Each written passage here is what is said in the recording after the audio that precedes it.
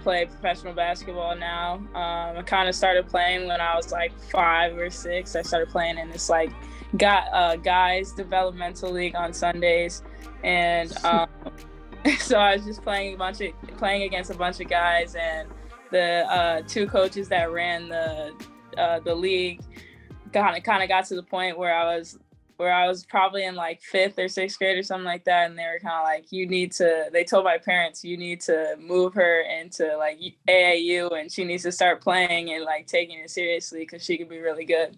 So kind of from there, I ended up playing in AAU and really started focusing on that, and realized that I wanted to play for a long time, like play professionally, go to play in college. So that kind of happened. I went to a good Counsel for high school. Got highly recruited, had a lot of offers coming out of high school. Ended up going to Northwestern on scholarship to play. Wait, can you rattle off like some offers so everybody knows? Just Just like brag a little bit, like just a little bit low-key brag, like fire some off. Well, my last top 2 schools were Northwestern and Georgetown.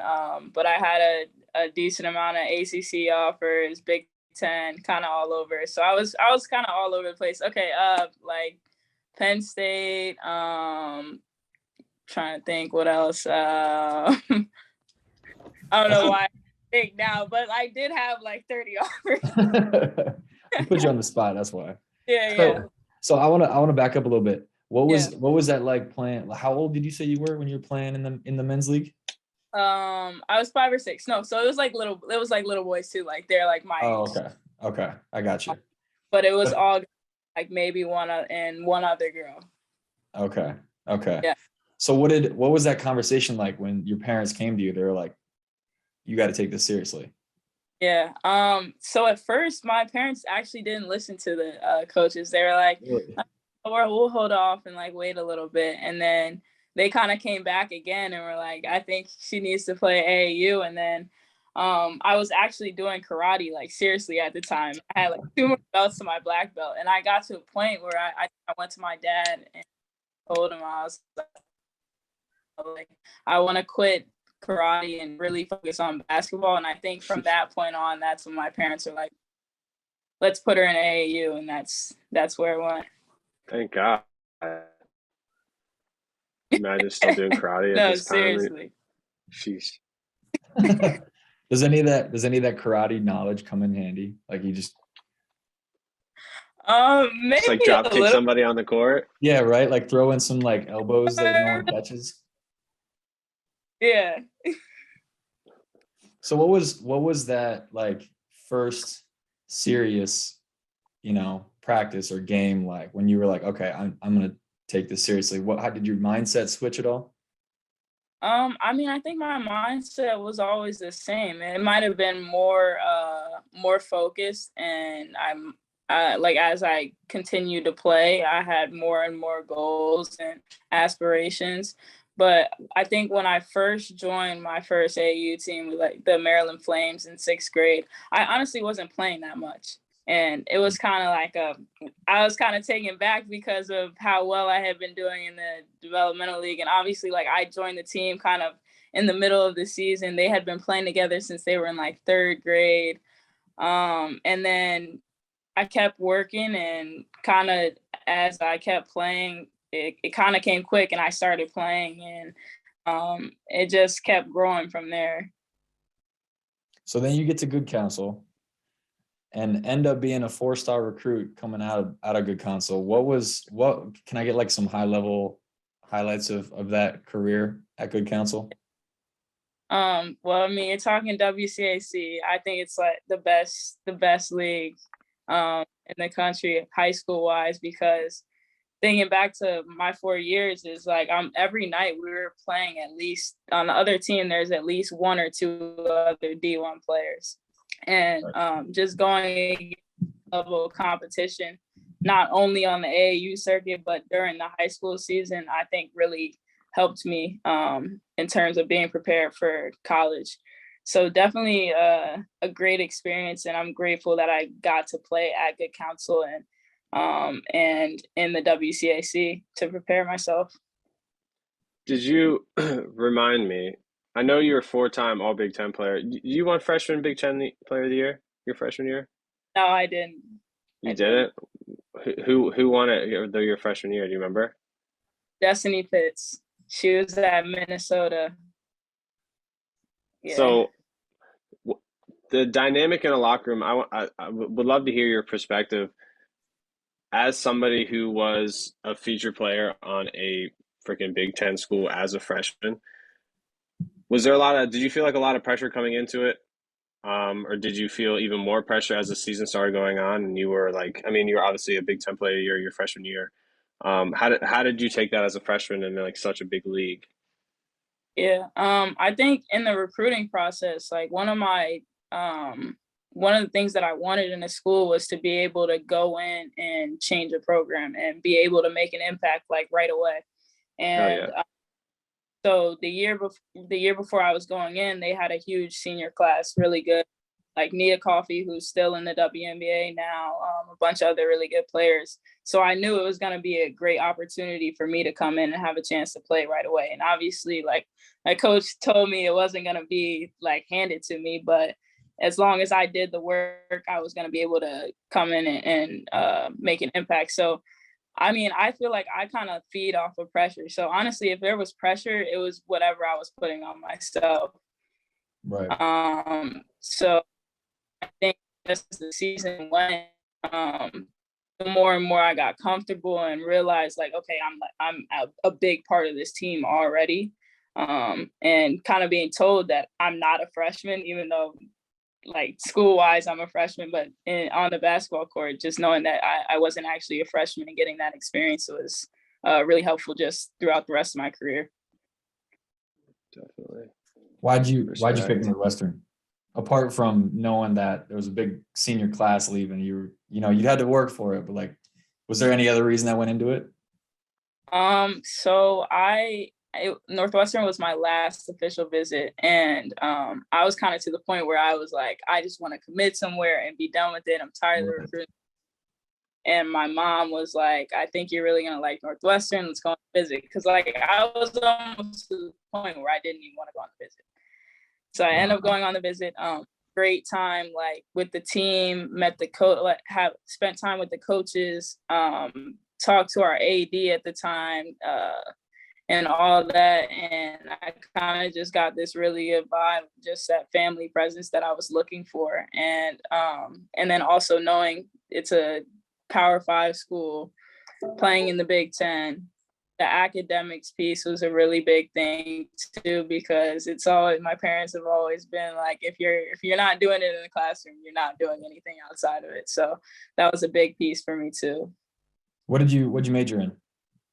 I majored in communication studies, and then I minored in business. Okay, gotcha. Was that tough at such a high level, going to class, but then, having to travel so much for games and stuff? Yeah, I mean, I think it's tough for anybody anywhere, but then on top of it, being at Northwestern is definitely a whole nother ball game. I know like some of my other teammates that had way tougher majors than me, it's really a grind. So it's just figuring out kind of how you balance it, and you have so many resources to help you out and figure it out along the way. Yeah.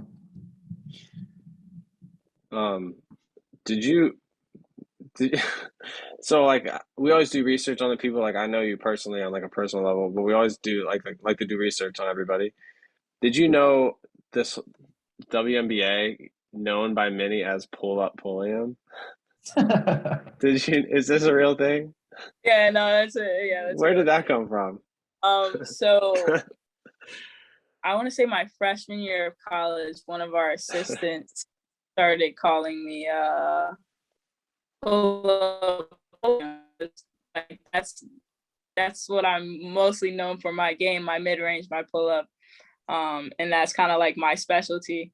So she started calling me that, and then it kind of started growing, and more people started calling me. The announcers and like the commentators who would be commentating our games started calling me that, and then came to the point where one of our announcers at our home games asked me, was like, "Are you okay with me calling you Up Pulliam?" So like whenever I would score at home, it would be like they would say Up Pulliam or whatever.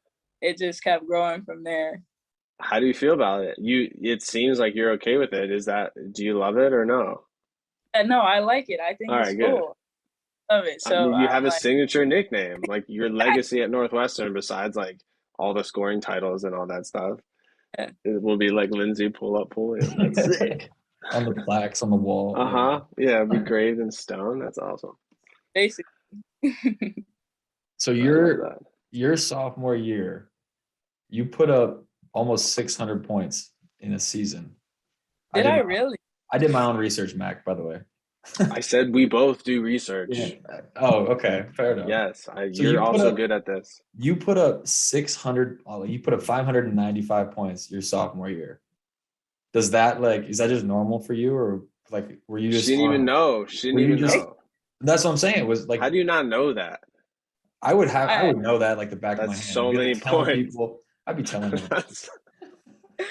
Oh no, I didn't know I scored that many points. I mean, obviously, I knew I scored. I got my 1,000 career point my sophomore year, but I didn't know I scored points in the season. But I mean, so I mean, I guess you could say it's normal. Like I feel like my role on the team was to score the basketball and like lead and things like that. So I feel like that's kind of normal in that sense.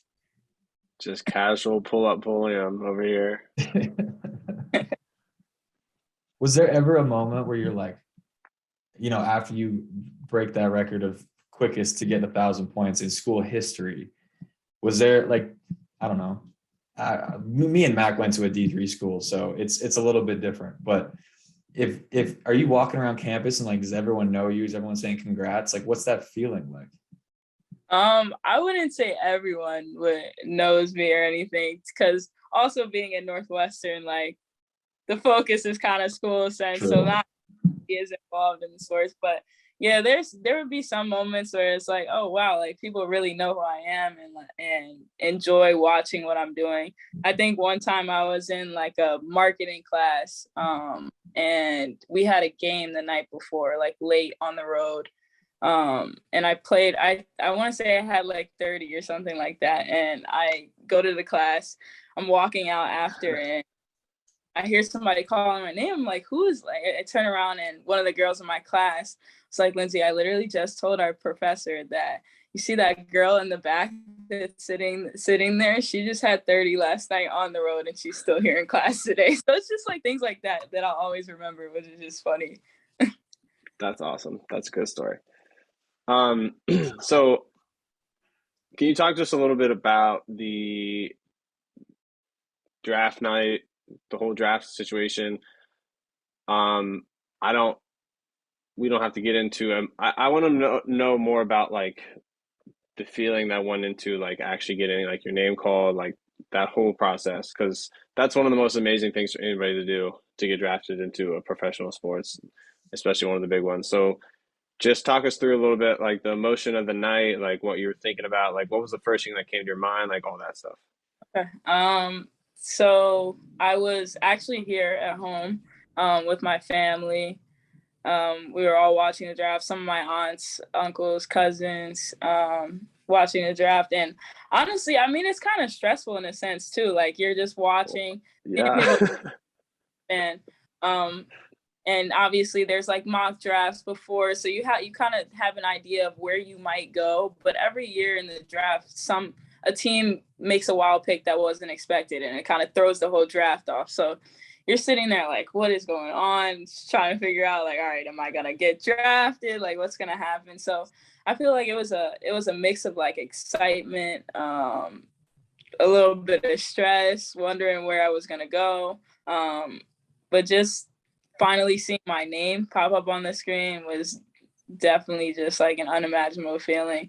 Everything that I had worked for and like my goals from when I was a 5 or 6 year old playing in the developmental league with boys, just seeing that come to light was unreal. And obviously I still have a lot of goals and work to do, but just being able to know that I got drafted and I've had opportunities to continue to stick in the league has been awesome. When did you know that you could get drafted? Was it that senior year? Was it as soon as you hit 1,000 points and broke that school record? Like, when were you like, all right, I can probably hoop at the professional level? Or was it like in that little kids league? You were just destined for it? They had a little kids league, but I'm gonna say like, well, definitely, or for sure. Once after that freshman year of college, I knew, and then after I played with the USA team and my junior year, winning the Big Ten and having a great year, being in a lot in the conversation for Player of the Year. And then having agents start reaching out to me and things like that. And then senior year, talking to some of the teams and everything, that's kind of when I knew for sure that I had a pretty good chance of getting drafted. So that's interesting that you said agents, because I wanted to ask about that. So like, for those that might be watching this that are going through the same process of like, you know, having agents reach out to them, or even like trying to pursue agents on their own, you know, for the D2, D3 athletes that want to play overseas. They all came to you, I assume, right? And then how did you weed out which ones you wanted to go with? Yeah, I mean, honestly, it was like the recruiting process all over again in high school. Yeah. Just kind of using some of my connections, some of my friends and teammates that are playing now and that are signed with those agents, talking to my coaches, talking to my parents, my family, and kind of finding who aligned with me as a person and my values and my goals as a pro player, was kind of part of my process. And obviously getting the opinions and the thoughts from my coaches and people that have been signed with them or aren't signed with them anymore, and why, just weeding out those things and pros and cons, and then kind of trying to align it with what I wanted and what my goals and expectations were. Right. And could you give us a quick rundown just for the fans? Your past, 2-3 years? We just got done talking about you just finished up in Mexico, but where have you been the past couple of years? And then after that is where you headed next. Okay. So I got drafted to Atlanta. I was there in training camp the whole time. And then for the overseas season, I was in Turkey.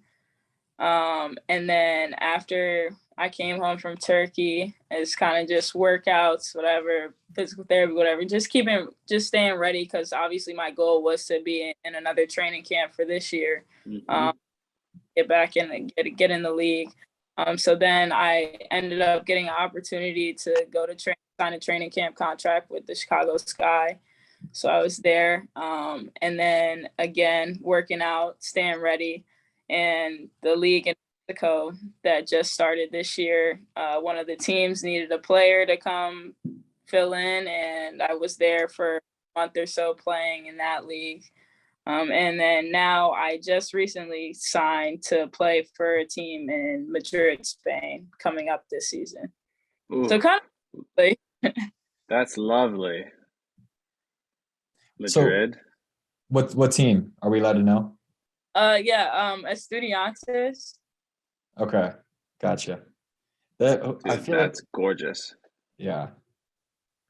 I'm excited. I got to go to a good Counsel game this year with you, Mac, but then we got to go to a game in Madrid too. How about that? and then also Madrid. Yeah. Dude, we got to see everybody play. We got a lot to do this winter. Yeah, honestly. So I'll be for a long. Got a lot of time. What was it like? Because like you graduated during COVID, right? That's one thing that, you know, is kind of overlooked in this whole story is everyone was in lockdown. You couldn't travel, you know. What was all that like, finding the overseas contracts? Like, was it even worth it, or were you just trying to stay in shape here in the States? I mean, it was a lot dealing with COVID my senior year of college. Because, you know, you're pretty much in a bubble. You're getting tested every day. you're not doing the same things that you usually would in terms of college experience. And it's rough going out on that on your last year and worry about that. Your schedule is getting cut down, not as many games. So I didn't get a chance to get the all-time leading scorer at school. So that was one of my goals that didn't get to fill out. But you know how close you were? I was pretty close. I'm third all time now, but wow, I can't even remember how many points I had though. 2,000 something. I want to say 2025. There we go. Mac, who's number one? She's behind Anuka Brown and Nia Kofi. Yep. How many they got? I don't know theirs. Oh, okay. They're not on our podcast. They don't get their numbers told out loud. Well, am I right? She only played 26 games her senior year. Well, that's what I'm saying. It would have been easy. That's easy money. They should change that. They should put Up Pulliam as number one for sure. Big asterisk next to that. Yeah. But yeah, no. And then I feel like kind of once throughout my senior year, it kind of started to get better. And then, new strands of the virus would come out. So just thinking about that too, going overseas, because you don't know how bad it is, other kind of things like that. But honestly, it all ended up working out. Turkey was kind of the same as being here in the States in that sense, in a COVID sense. So that was good. And so it wasn't too much of an impact, but more so on my senior year of college, it was a big part of it. Did your role change on the team at all from college to when you played professionally for either team?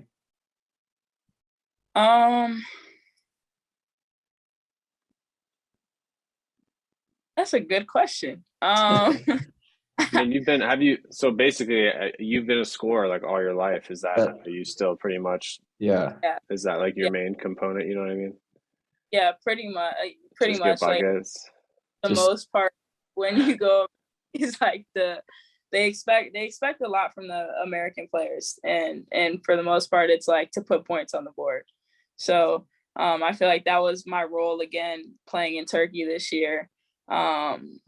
And I think too, just continuing to be a leader, because that was a big part of my college career. I was very vocal, making sure that I was always setting the right example and making sure that I was doing everything I needed to do to motivate my teammates and just do whatever I needed to do to win. So I feel like I don't think my role has changed that much going into career. Yeah. Mac, you got any last questions? Otherwise, I want to get into these rapid fire. No, go ahead. All right, you ready? Yeah, I'm ready. Five of them, right? Okay. What is the craziest thing a coach has done during a game or practice? Okay, so this year in Turkey, one of my teammates made a pass in practice, and it was a bad pass. It wasn't open at all. Coach stops the practice, goes over to the table, gets his glasses, brings them over to her, and puts the glasses on her. And it's like speaking in Turkish, basically like, can you see? So that was kind of wild. That's awesome. That's so disrespectful. God. All right. What do you want to do when your athletic career comes to an end with that communications degree? Honestly, I think I might want to get into coaching. I've had a lot of my colleges and the people that I've encountered saying that I would be a really good coach. So maybe coaching. At what level? That doesn't count. It's just a follow-up question. College, I would say most likely. But I could also see myself coaching in the league too, but probably college. Okay. Sweet. If you could change one rule about basketball, what would it be? That's a tough question. We come ready. Dang, you got me. I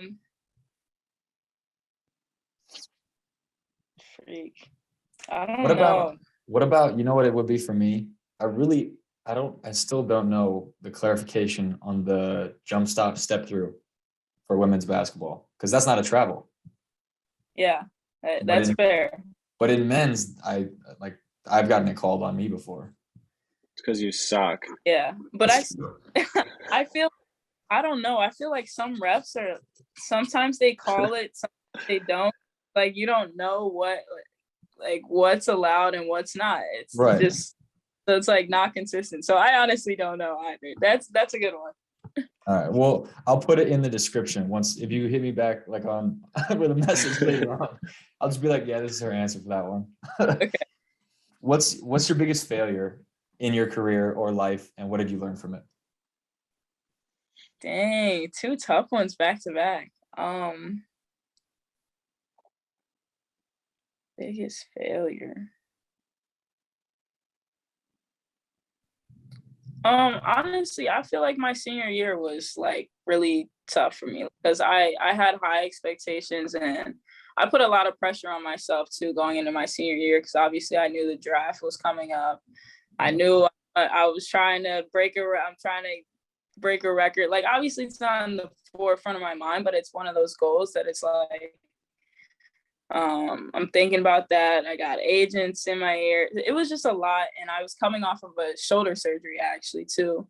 So I just had a lot, and I felt like I didn't live up to my expectations and how well I could play my senior year. So I feel like that in my mind, it was kind of like a failure, maybe not to other people, but in my mind it was. So that was kind of disappointing for me.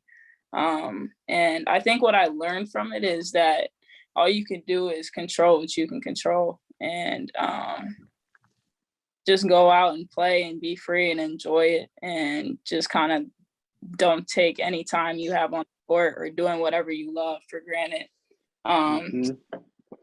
To push through, like when things aren't always going to go your way, so just learning how to push through that and fight through adversity, and just knowing that I'm going to grow from it and get better. Yeah. And it's a lot of pressure for a 21, 22-year-old for anybody. Yeah. So that's totally understandable. So last one, if you won $100 million tomorrow, what would you do with it? Wow. Sheesh. I'd probably use it in any way I could to like help my family, my friends out a little bit. And then honestly, I feel like I would try and put some money back, like, I don't know, to do something to help the league continue to grow and expand, because I feel like there's just not enough teams and not enough spots for how much talent is in. Hell yeah. So I think just doing whatever I can to maybe invest in that, or find somebody that would invest in it. So just, I don't know, just helping whoever I can, and investing in women's basketball. So you're starting a WNBA franchise in Maryland is what I heard, right? I would love to. And then I put my all right. Pull Up Pulliam. Yeah, that's all over the mascot. That's the mascot.